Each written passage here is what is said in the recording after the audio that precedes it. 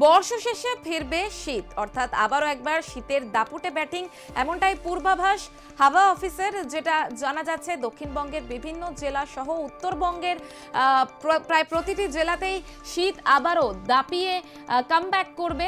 উত্তর পশ্চিম ভারতে দানা বেঁধেছে পশ্চিমী ঝঞ্ঝা এবং উত্তর ভারতের কুয়াশায় উত্তরে হাওয়া গতি পাচ্ছে না। মধ্য ভারতের কিছু রাজ্যে রয়েছে বৃষ্টির দাপট। এই সব কিছুর প্রভাব পড়েছে বঙ্গে শীতের মরশুমে।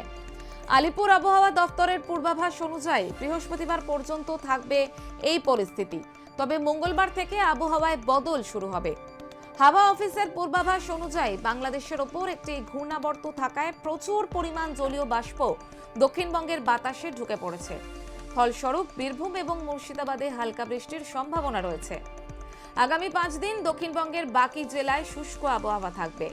সোমবার থেকে তাপমাত্রার পারদ ধীরে ধীরে পতন হবে।